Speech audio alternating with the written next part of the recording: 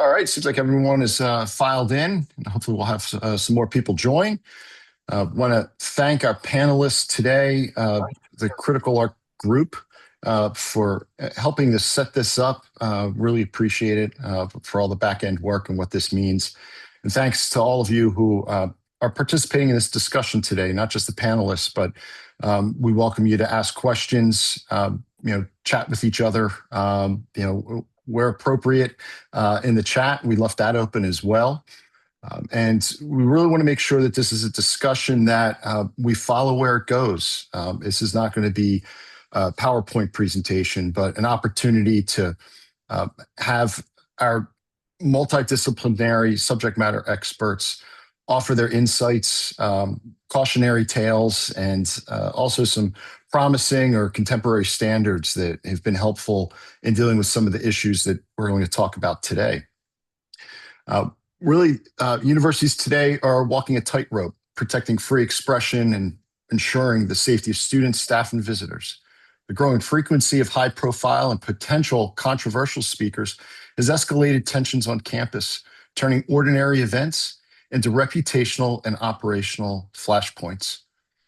The recent tragedy involving Charlie Kirk underscored a national reality that preparedness can no longer be reactive. It must be strategic, coordinated, and it needs leadership from the top. Campus security is no longer just a departmental responsibility, though it is a responsibility for many of our departments, all of them. It's also an institutional leadership mandate for boards and presidents' cabinets. During today's webinar, we're going to hear from our experienced campus public safety leaders and subject matter experts. They'll share tested frameworks for managing these high-risk type of events, building cross-agency coordination, and cultivating a safety culture rooted in transparency and trust. All of this done without compromising free speech or institutional values. Certainly easier said than done. We look forward to hearing from our audience and questions as well. I'm Jonathan Casa, and on behalf of the CriticalArc Consulting Group, Jason Goodrich, Jim Moore, and myself, welcome to the conversation. With that, I'd like brief introductions. We can go around the table here, so to speak, the virtual table with our team. And if you can briefly introduce yourselves, starting with Carrie, please. Thanks, Jonathan. My name is Kerry Schaefer. I'm Assistant Chief at Texas A&M University Police Department in College Station, Texas. I've been here for 33 years, and over that time, worked many events of some of the things that we're going to discuss about today. Jonathan, I appreciate y'all including me on this and look forward to this discussion. Thank you. Rob? Hi, good morning, everyone. I'm Rob Kilfoyle, and I'm the Director of Public Safety and Emergency Management at Humber Polytechnic. And I've been years in the campus public safety field and 37 years in my career in total. I'm also the president of the International Association of Campus Law Enforcement Administrators, and it is my pleasure to be part of this group. Thank you. Well, it's an honor to have you in this conversation, not just for your professional work and experience, but for the work at IACLEA. It's an honor to have you here. Doug. Good morning. My name is Doug Fearberg. I'm the founder of the Fearberg National Law Group. I've been representing students and families that have been hurt or killed on campuses across the country, college and K through 12, for more than 3 decades. I was early on asked by the Brandeis Center and Hillel to be involved in discussing risk management and litigation strategies arising out of the protests that were taking place on campus after October 7th, and then the incursion by Israel into Gaza. Thank you, Doug. Jim, not last nor least. Good morning, everybody. My name is Jim Moore, formerly of the U.S. Department of Education, now a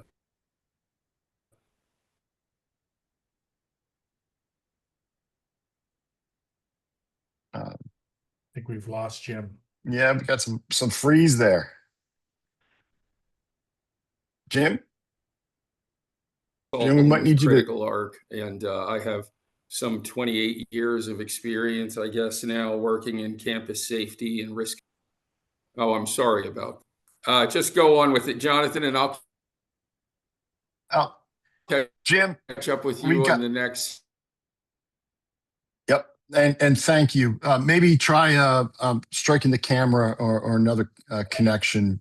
Certainly, Jim, you don't need much of an introduction, but glad to have you as a friend Yep. and now colleague.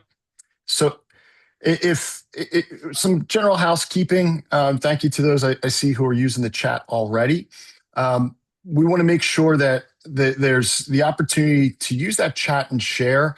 Certainly keep up with the conversation. But if there are any questions in particular for the panelists, please use the Q&A button that you'll see at the bottom of your screen. At least that's where it is on mine. But if you enter your questions or certain insights for the panel there, we'll be able to prioritize and triage that so we can answer those. And those that aren't answered, if there are many by the end, we'll make sure in our email that we follow up with answers to your Q&A. But in the chat, talks amongst yourselves, share links, resources. Would love to see that be a hive of activity because there's a lot of expertise here, not just on the panel. And it's not too often we all get together like this. So let's share and we'll all be better for it. If you all can and you've got the opportunity, some might be multitasking at the moment, please list your name and your role in the chat. Let's say hi to everyone and we can start off from there. After the session, we will have a wrap up. People will be able to get a brief synopsis of this. Sometimes we create a white paper. We'll make sure that the right hyperlinks and resources are shared there. And this video will also be available free through CriticalArc, and we'll make sure that that share is shared as well. So we've had that discussion and we framed this discussion and how important it is. I think what interests me is that a lot of this is all hazards. Many of us know about that. But there's that issue between maybe the vice president's office and the board of trustees that we have to bring them into the conversation as well. So it seems that there's a balance between the operational and the tactical, along with the strategic and the reputational and the risk management overall for an institution. Just wondering to kick this one off, how can we apply some of the lessons from the most recent past or what we've learned from significant incidents before, maybe even minor ones on your campuses, but how can we maybe learn from those to strengthen the planning and response that any campus really, no matter what their resources are, should proactively be prepared for?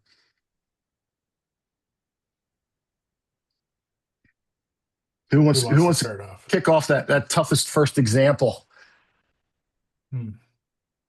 Well, I'll jump in because nobody else seems to be, but I just say that what's really critical is that public safety departments or campus police departments don't do this in a bubble.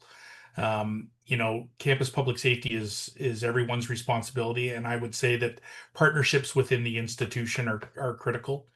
With your student services and with your student unions and councils and your board and all of that. So there really needs to be a culture of safety and security on campus.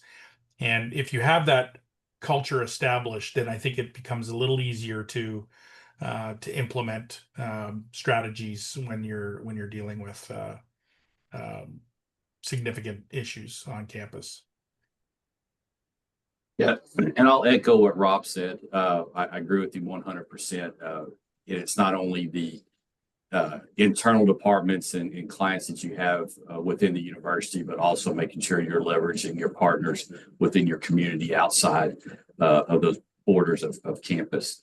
Again, with the safety and security, a big message here that we've been working on for several years now is making sure to understand that first level of safety is a responsibility of that individual, because they're not going to have an assigned police officer or security officer with them at all times, and making sure that they understand that until that time that we can arrive to deal with the situation, they need to be responsible for that as well. And is that in particular, Carrie, I mean, when it's that type of VIP, whomever they might be, whether there's a known threat or not, is that like a briefing that occurs or a packet that's shared? How does that happen in reality when someone's coming to campus that may have to be briefed? Yeah, we do that. Our detectives, our CID section is usually the one that handles a vast majority of our dignitary details. So with their forward team of whoever's coming, that dignitary's forward team as they come in, we're always meeting on either online with them for sure before they get here. Then when they approach, a week to a day early, going over those types of details and the expectations, listening to what their expectations are versus what our expectations are, and working hand in hand with each other. Being a fairly large university with a presidential library sitting on our campus, we're used to having political leaders from all over the world coming in. And the good part about it, for the most part, is the safety and security and the way that movements happens and protections happen are very similar. Just that some like things a little bit different than others, but just understanding that kind of how it works in our environment versus what they may be used to at someplace else.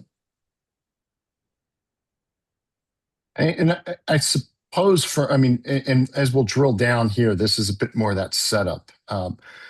Right? Sometimes it's good that we don't have those stories necessarily, or it's those quiet lessons that have been learned along the way that have been accumulated. And before we get a bit deeper and we think about, what's next on our list, the risk assessment models for speakers and protests in these gatherings.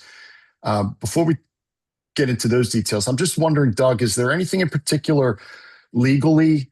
Once again, I want to get beyond consultant speak. We could talk about, hey, everyone needs to be proactive, all hazards. Okay.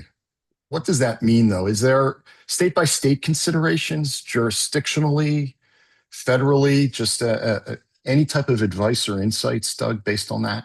Well, I know it's always put in the context of free speech versus some other form of speech that might be threatening and harassing, which generally goes sort of to the federal level in the U.S. Constitution. But I just think either on the state level or the federal level, everyone has to recognize that these are just different times and there's different influences going on with these events.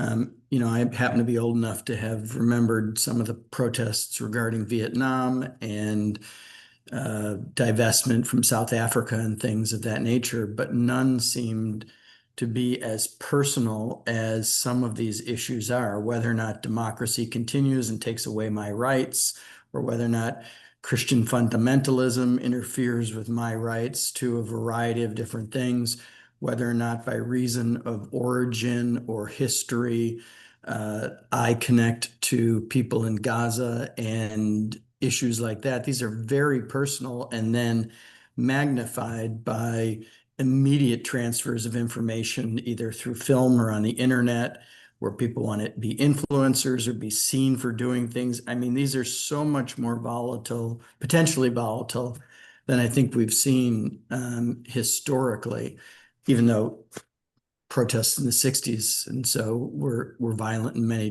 different levels. But here, there's so many factors. I often think that the debate over is this free speech versus something else is really esoteric. The issue is these are so personal and there's so many different types of influences. I mean, the Charlie Kirk assassination is on the web like that. I think it's all about preparation, immediate, advanced preparation, because so much can go wrong intentionally or by circumstance. And so as we take that framework, what I'm trying to understand as well, and each of you have helped understand the elements of this. There's that internal aspect, and right, Carrie mentioned CIDs and identifying and approaching those individuals and making sure that there's some baseline understanding. And what else I'm learning, though, is we have a bit more, there's the external stakeholders as well.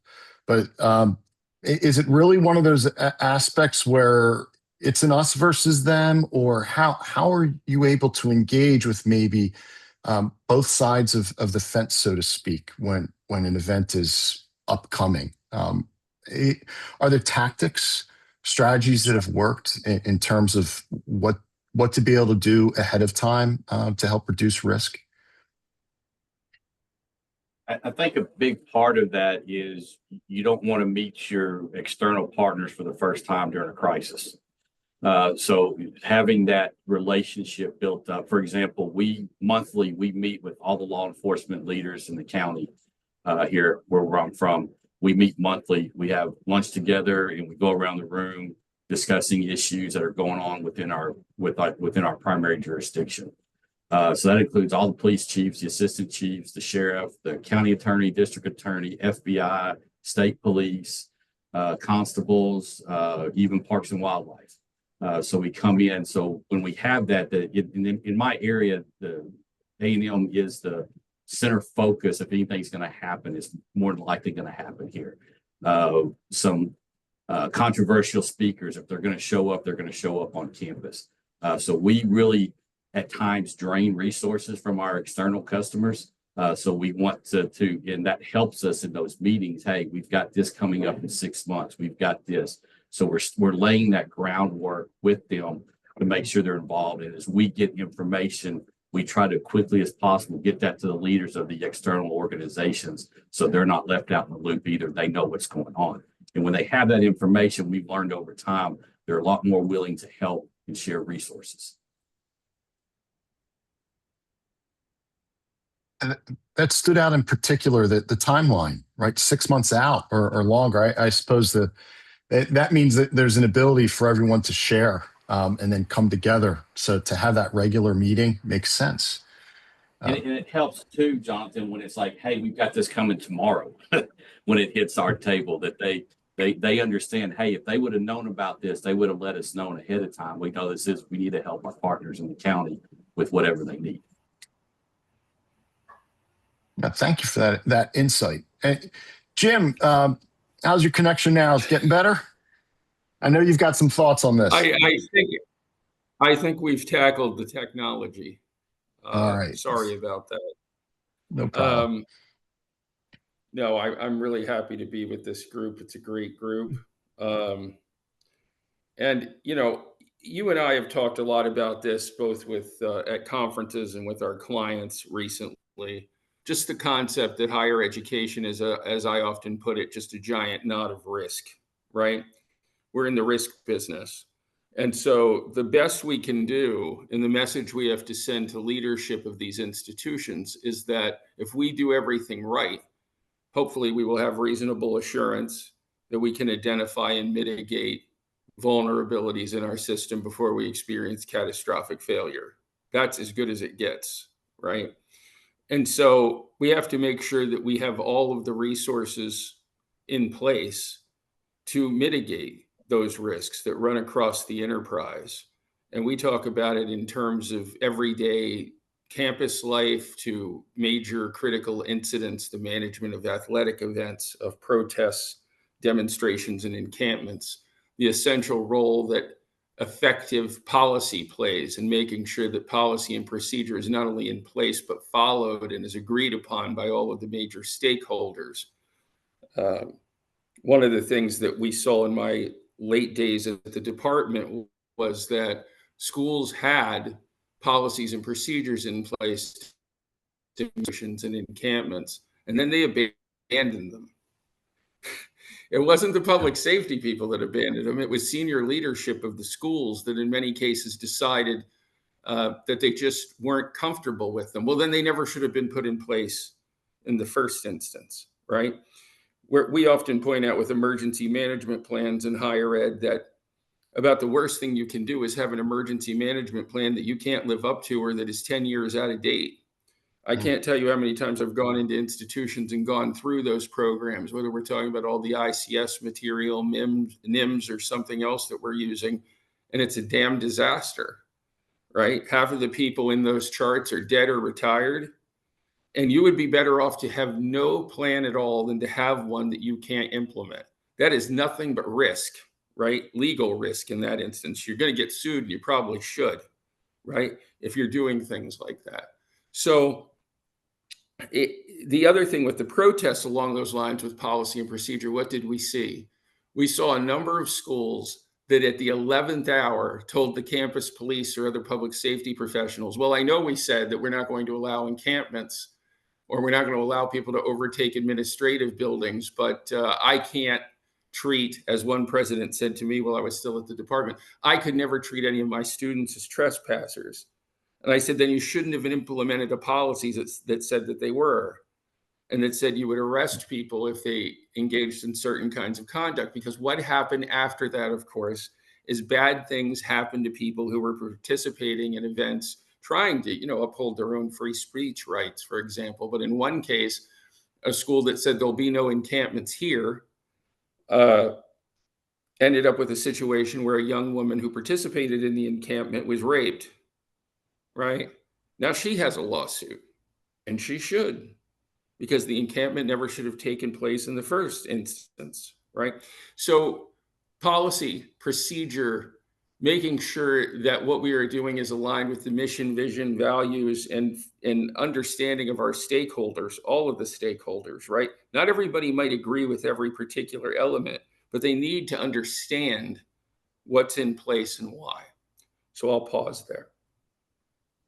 I appreciate that, and this is why I'm really happy with the team that's here, because I saw Doug nodding his head a few times, and Rob and Carrie as well. So feel free to jump in with your thoughts. And Rob, what I'm wondering as well, with your perspective internationally, as well as on your own campus, but through that IACLEA lens, I know I've been part of some of those conversations at conferences and events. I want to make sure that any particular resources or trends that you're seeing, in relation to this preparation and educating our leadership, anything that you'd like to share or point out to our audience? Yeah, well, obviously, we need to be taking a risk-based approach to planning and preparation for these kinds of events. And actually, one of the things that IACLEA is working on, and I see a couple of our members on this panel, or not on the panel, but in the audience, is we're looking to develop a risk assessment tool within IACLEA that we can share with our members that will help in the establishment of some baseline risk assessment processes. Not everybody's an expert at it. I think everybody knows they need to do it.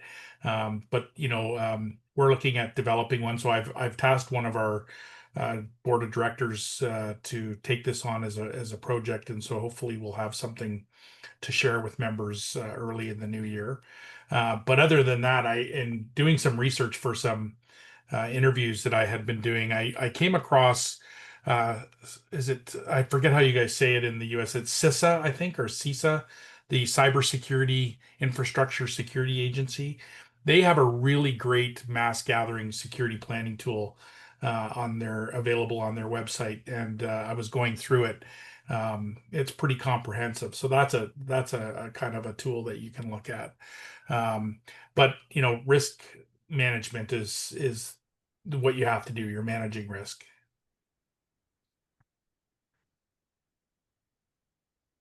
Is there any particular members of cabinet or the organization, other director level leadership positions in a institution of higher education that people should consider reaching out to, that maybe we might overlook or might not seem as integral to the process? Well, from my perspective, your legal counsel should not be left out. I think if you have someone who oversees risk, like a corporate, or an enterprise risk manager, that's probably somebody that you should be consulting with. And then ultimately, the president needs to, you as the campus public safety leader, if you and your president aren't on the same page with respect to expectations, it's just a setup for failure. So those are relationships that need to be built and established over long term. So I would say you know, if you're a campus public safety director or chief, if you're not part of your cabinet, or if you're not meeting regularly with your VPs and your president, things are not going to go well for you. You need to be in those sessions and establishing credibility and transparency with them, but also developing the relationship so that when the manure hits the ventilator, so to speak, you're not trying to educate them on what to do. That the policies and procedures that Jim spoke about can be implemented and executed without any issues. Anyone have any other thoughts before we shift to the next phase of our discussion? Yeah, I would just Well, add on to what was said about involving in your group people meeting about these issues. Legal is important. Nobody likes to have a lawyer in the room. I get it. Okay. Nobody wants to hear from a lawyer. So I already want to apologize for speaking. Okay. But the reality is, at this point in time, is that when you think about basic legal issues that have been around forever in the American system, on issues of premises liability, third-party harm, the ability of an entity to control a situation and anticipate things, or the foreseeability of harm that gets to liability. All of those are now present in what's taking place in a lot of these campus protests. So the idea that it wouldn't be foreseeable for a university to have violence take place at some of these events, that's over. It has been foreseen because it has happened, thus it is foreseeable. Yes. Thus there are contingent legal obligations to act reasonably to anticipate that things can go wrong. The idea of being surprised that a crowd of this size with these issues somehow devolved into a bit of madness, and as Jim says, someone was sexually assaulted, or someone was hurt, or someone videotaped themselves or live streamed themselves hurting someone else. The argument that it wasn't foreseeable is just not going to go anywhere, and thus comes the attendant liability. So to the extent that you find yourself in a room strategizing with individuals that may not be really familiar with what may happen legally when it goes wrong, I think you've got someone that you're missing someone in the room.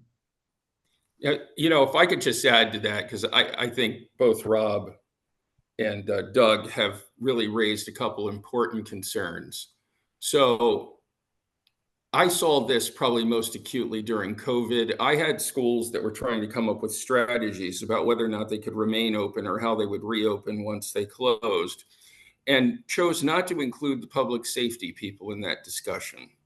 That's absolutely amazing. It's a form of malpractice, in my opinion, right? Mm-hmm. I had schools that came up with ridiculous strategies. I had a president on the phone who said, well, Mr. Moore, we're going to require people to have tests to return. I said, how old can the test be? He said, 14 days. I said, if it's older than about 15 minutes, it's useless, right? And then he said, well, I have another idea. We're going to put little arrows on the ground so that people will walk in a particular direction. And I said, you think college kids are going to follow that? Have you been in a supermarket lately? Right? They tried that in the supermarket and it didn't work. You don't think kids are going to congregate, right?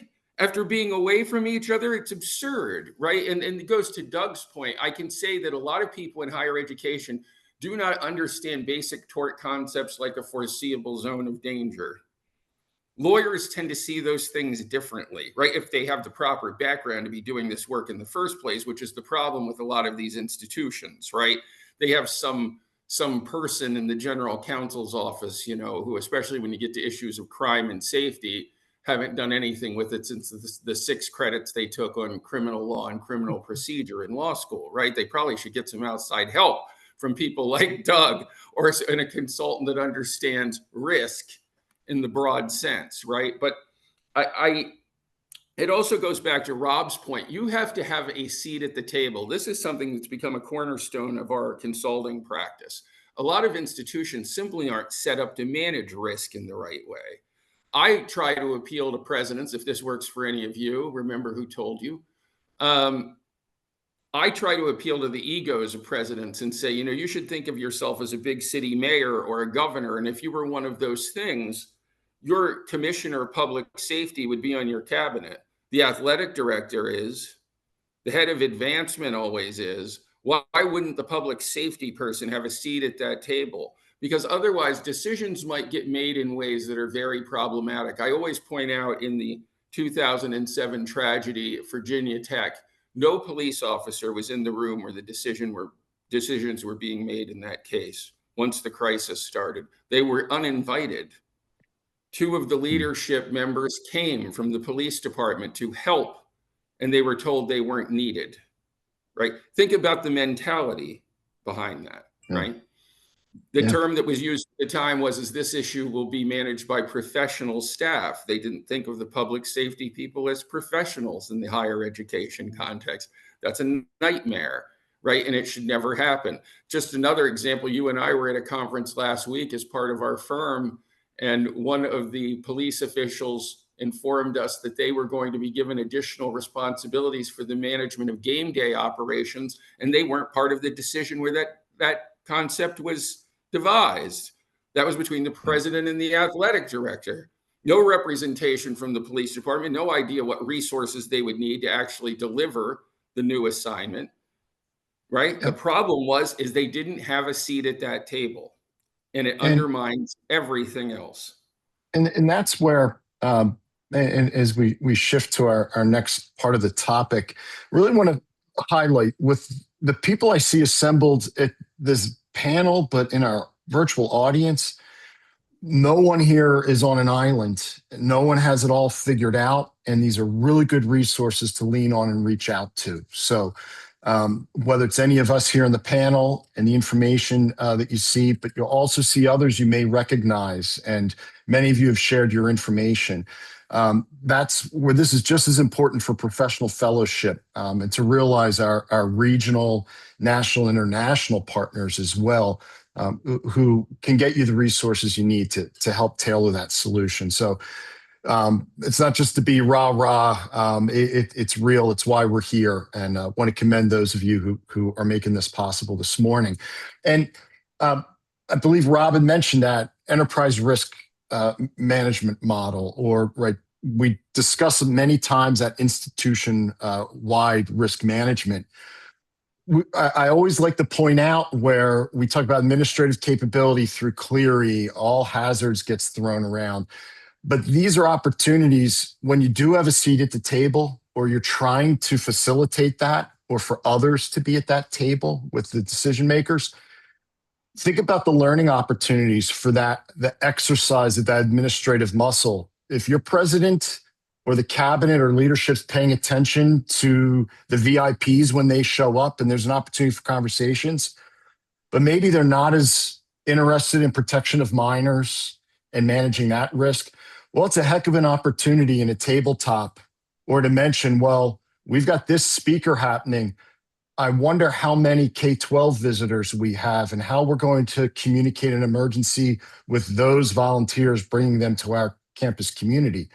There are opportunities here for us to not just layer on, but take that opportunity to show that expansive framework that many of you are advancing right with your departments and institutions. So it's just another way to think about this a little bit beyond just the scope of today's topic as well, how to exercise that administrative muscle, so to speak. So, Carrie, I know we've had discussions on other stages before, and we've talked about this coordination between campus police, local law enforcement, federal partners.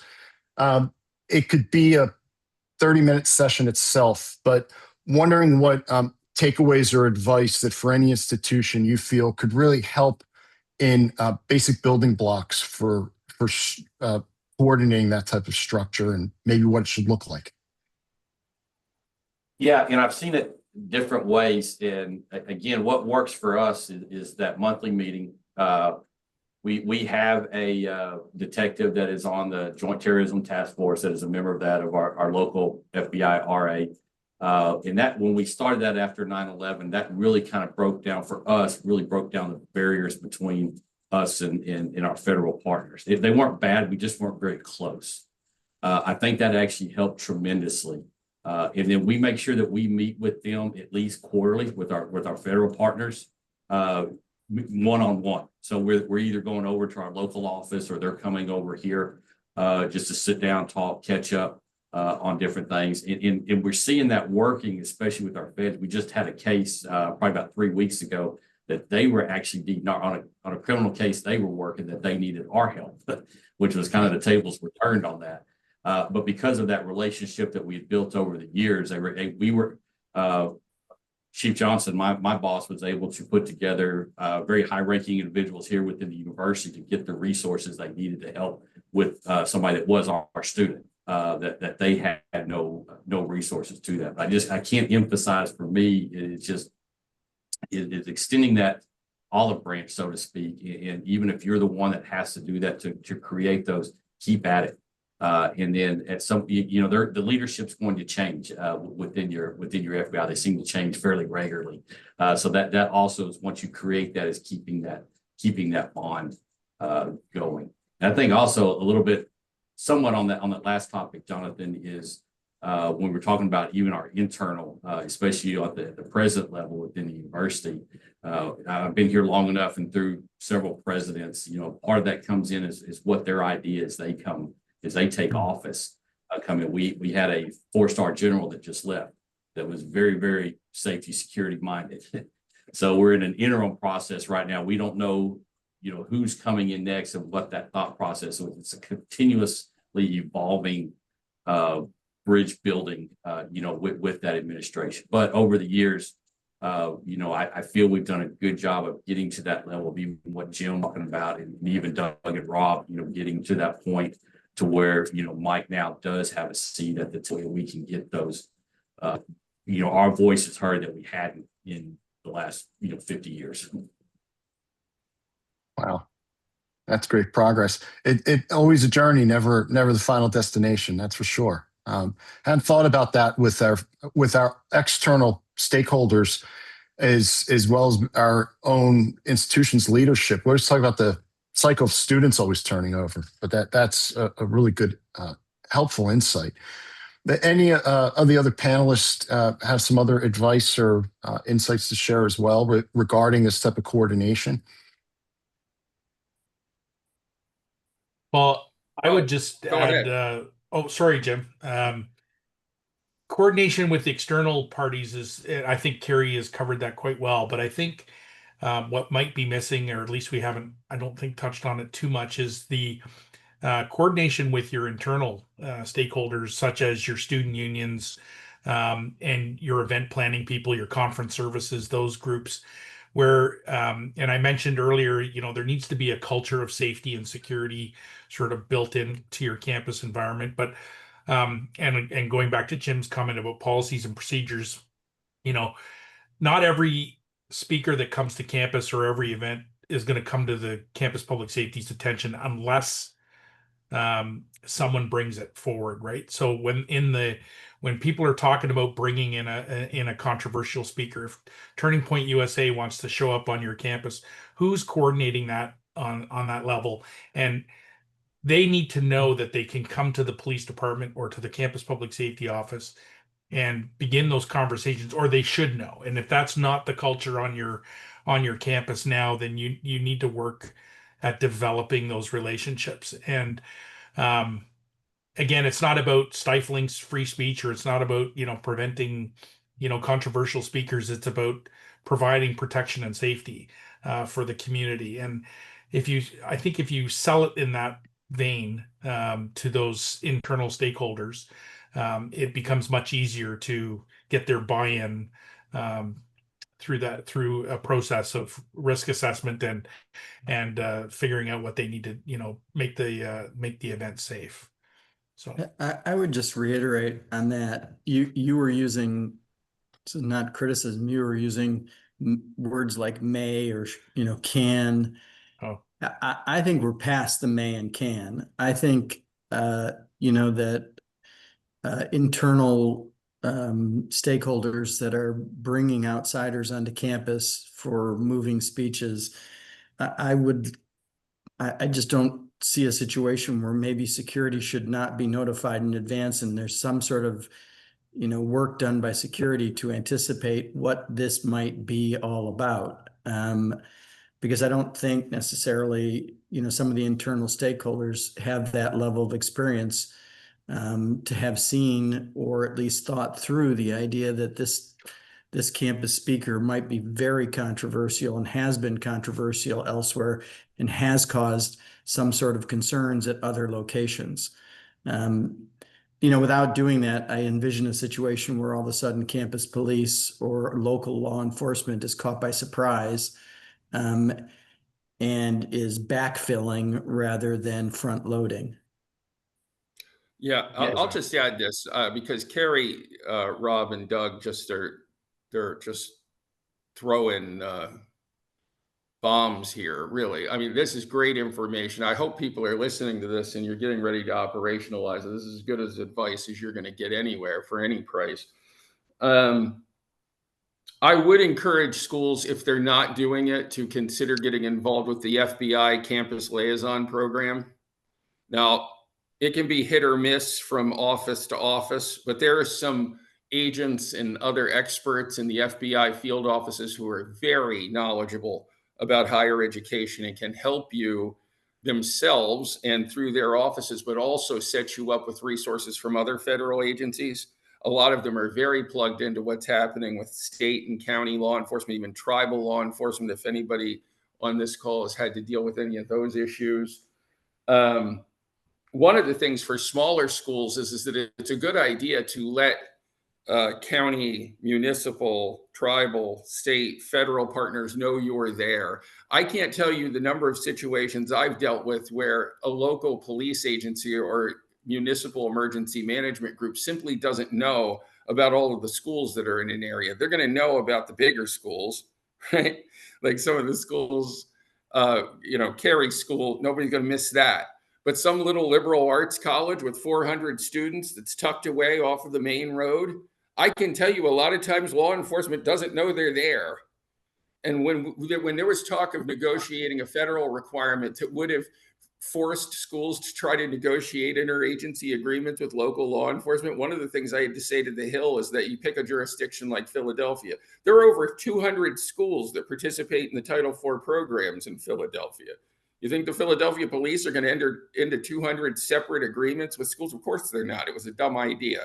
There was some legitimate thought behind it, but it didn't make sense in practice, right? Let those folks know you're there, right?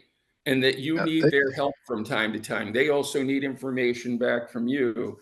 I think also the recommendation that Rob talked about, making sure that internally you are set. One of the points, again, that we keep making in our consulting practices is that higher education is quite good at what I call disparate operational pieces that have to do with an overall safety program, right?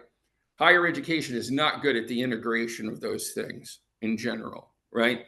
So if we're going to have institution-wide campus safety, crime prevention, and student wellness, we have to make sure that we have the partners involved. And that includes things like student conduct, residence life, HR, advocacy, counseling, healthcare, behavioral threat assessment, crisis intervention, the whole thing, right? And if we miss a piece, we run the risk that we will have one of those catastrophic failures that I was talking about earlier. The other thing is about the management of these major events, especially protests or things like it, is that we have to make sure there that we really do have all the right partnerships in place and there's agreement about what's going to happen. There's a guy that I've consulted with named Tom O'Connor, recently retired from the FBI. He was part of their extremist group task force. He believes that higher education will be ground zero for the next several levels of social unrest. I do not disagree, right? I think if certain things continue to happen in the policy space, whether it's the way we deal with student loans or if there really are Medicaid cuts that close hospitals and clinics and cut people's health insurance and things like that, that we will have something akin to Occupy 2 in this country. And I think a lot of that may occur on college campuses as well. Schools aren't ready to deal with it. Right. and you need to get ready to deal with it, or you're going to have a massive problem that you can't manage. The other thing about kind of rehearsing the conclusion with these kinds of emergencies, I've seen it work. This is not theoretical, right? I was conducting an investigation at a school one time, an unlucky school. They had the federal government there, and then they found out Richard Spencer was going to show up. For any of you who've ever had to deal with Richard Spencer, right? I got to talk to some of the student groups that were assembling. They were pissed. Okay, that's the shorthand for it, that this guy was going to be allowed to come on their campus. It was a public school. He was allowed to be there. I talked to the students. I said, I get why you're angry. And you know what I want you to do? Don't go. Don't go. Right? About 40 people showed up instead of the hundreds that Spencer needed to have the kind of events that he likes. Richard Spencer himself has said things like, I love when they throw rocks at me. If they hit me and I bleed, I can raise $100,000 in a couple hours online. Right? Like 40 people showed up. He left in 45 minutes. Right? I've had other events where it's been predetermined that a certain number of people will be arrested. Right? Walk up the steps of the mobile processing station, walk out the back with their ticket, right? Because it's been decided we want some people to be arrested, okay? That's part of the operation. Everybody agrees on it, right? And it literally is sometimes like, okay, what do we have to do to get arrested? You're going to step across this line right here, right? And we will arrest you, and it'll all be quite orderly. Like, that takes planning, and it takes some trust and relationship building. Yeah. You don't want to be with that group 15 minutes before the event starts, if that makes sense. And that is, it does make sense. I think it also reinforces what many of us already know in higher education campus communities.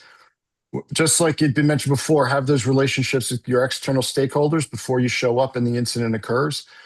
It's equally important, and actually it presents your department and yourself the value to the administration to achieving those goals that aren't strictly reactive or dealing with just policing or security. You're part of that overall formula, that strategy that's going to help. With the time we have remaining, if there are any other questions from the audience, answers you didn't get immediately, you'd like to know more about, reach out to us through the Q&A, please. This is where actually we're going to address one of the questions that have come in, and then we'll have a quick wrap up so we respect everyone's time. But we could certainly go on for a part two in another hour of this, and appreciate those who've shared already. One of the questions we have is that other than some of the obvious opportunities to get in front of senior leadership, liability, reputation, or emergency, whatever it might be, what specific advice do the panelists have for a director that's 2 or more levels away from senior leadership to engage? And the example that was shared in higher ed, spoils don't always go to the victor. So who's our resident psychologist or sociologist on the board as well? Who wants to take that one on? It's a great question. Thank you. Well, I just want to say when security hasn't been involved in the planning as a stakeholder and hasn't been sort of in the mix at the outset to figure out what needs to be done, I can darn well tell you that when it does go wrong, the central focus, the initial focus, and so much of then the public focus before it moves on to something else, some other tragedy, is on the failure of security, not on the failure of the dean of student affairs to have involved security, not on the failure of some other stakeholders to have involved security and given them the opportunity to plan and be involved rather than reactive. And I mean, the examples of that are just, so many in so many of the incidents that we've seen. So I would say that there's a reason to be a stakeholder at those stakeholder meetings, because you're going to hold the blame when it goes wrong, even if you weren't involved in the planning. And it was interesting you mentioned as well, Doug, those incident reviews, the opportunities to draw from others and have those type of case studies or opportunities to maybe reach up and facilitate to get to those higher levels, though it may not take just one meeting or maybe even 1 year. Well, yeah, and I know when the blue ribbon panels are formulated to come in and then evaluate what went wrong, you know, at 8-10 months after that happens and there's a report on that, and then it identifies really, you know, where a lot of the fault lies, you know, go find where that's going to be identified publicly after the attention blows in a different direction. You can take a look at, you know, I handled the Virginia Tech mass shooting, and you can take a look at the governor's report and an insight into what went wrong in that situation. And I would say there's 25 people in this country that have thoroughly reviewed that, maybe, to get an idea of what went wrong in that incident. And so I just say that security should be at the table for a lot of different reasons. And that's a good opportunity to hear maybe closing thoughts, if any more to that answer, about the reality of sometimes that director just isn't at the table, or maybe it's not with the authority that we think of. A lot of ways it's why we still see Clery as a framework that could be a lot more proactive in that institution-wide risk management, to have the conversation before there's a blue ribbon commission, right? If we approach it properly with that administrative capability lens. So I'm just wondering for any closing thoughts, whether it's answering that question or final insights. If we could begin maybe with Rob and then Carrie, Doug, and Jim, please. Yeah, thanks. So just on this particular question, I think one little bit of advice that I could give you is you need to force your way in. You know, if they're not gonna invite you to the table, you need to get there, and not in an aggressive way. I'm thinking walk the halls, you know, and you know, most conversations and most things get done in hallway chats, or as they call it, water cooler chats, that kind of thing. But I would also say, you know, walk through your senior administration offices, take your badge off. You know, maybe you know, they see you as a cop, you know, and not as a safety leader. And you know, walk the halls, take your uniform off, put on a suit, or whatever the professional attire is in your institution, and go and meet with those people. Book 10-minute, you know, touch point meetings with them if you can, and or see them outside of the office. You know, if there's a student event taking place on campus, and you know the president's going to be there, or you know the other senior leadership folks are going to be there. Be there. You know, let them see you there. You know, don't let your role and the badge necessarily define you. You know, you need to be a little bit human, and you need to build relationships. That sounds corny probably, but it really is. You know, I know in my institution that I can walk into the president's office at any time, and that's just something, you know, and I report to a VP who reports to a senior VP who reports to the president. But I know that if I need the president's attention, I'll just walk in her office. And that didn't happen overnight, right, Rob? No, exactly. I mean, she was Yeah. on campus for 2 days when she started, and I went and introduced myself and just said, "Welcome to Humber, and here's Nice. who I am, and here's what I'm about." And you know, and you just gotta, you know, you gotta take it the bull by the horn sometimes. Great advice. Carrie? Yeah, real quick, Rob took a lot of my thunder because I was going to say a lot of the same thing. But we were in the same situation up until, it's ironic that Jim brought up Richard Spencer. So he was here about 6 or 7 years ago. The chief at the time had about 3 layers between him and the president. I actually contacted Richard and met with him at a time one-on-one before he came on to us. And then the president found out about that. Next thing I know, myself and the chief were in the president's office, and he even looked at me and said, "This is the first time I've ever been in here." But what was ironic with changes and things like that, the president our former president that just left, in the 33 years I've been here, it's the first time a president of the university has walked into the police department. So, you know, times have changed with that, but it's exactly what Rob said. He hit on it, and my point was going to be, you kind of know publicly what the president's schedule is, or those high-ranking individuals. Show up, because a lot of those are public events. Show up, introduce yourself, and that's really what I've learned over the years. It takes time is for them to get comfortable seeing your face and knowing who you are. And the next thing you know, the invitations start. But you did Rob's 100% right. You just have to be persistent in a non-forceful way. Great advice.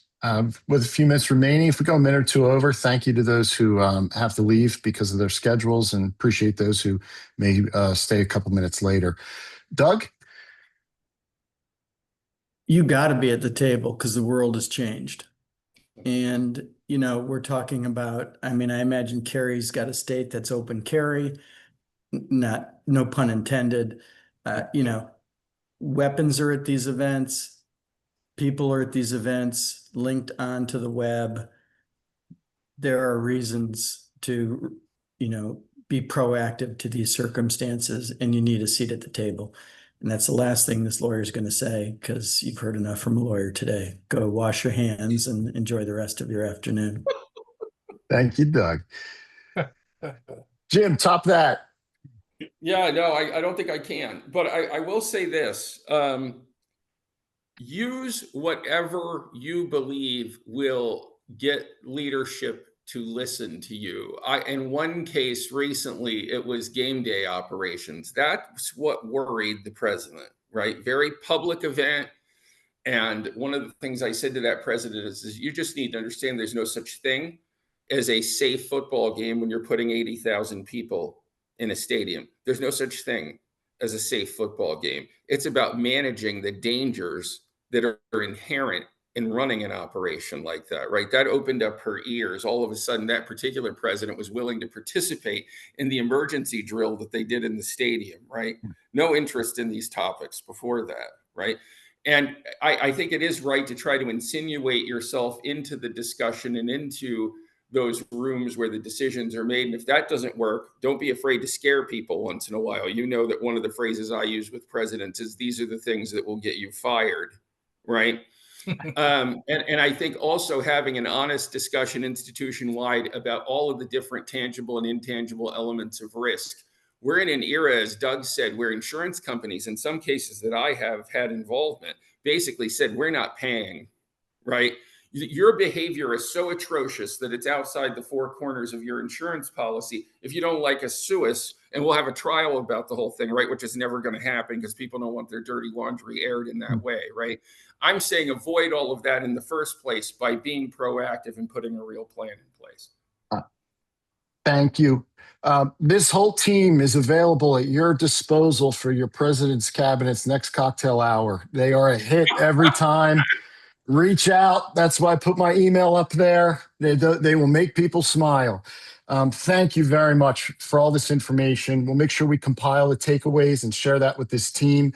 On behalf of the CriticalArc Consulting Group team, Jim Moore, Jason Goodrich, myself, plus our entire CriticalArc Safe Zone team, thank you. We are there for you to help, to make connections, and to leverage our network so that you, who do the most important work, keeping our campus community safe, can attain that level as best as possible.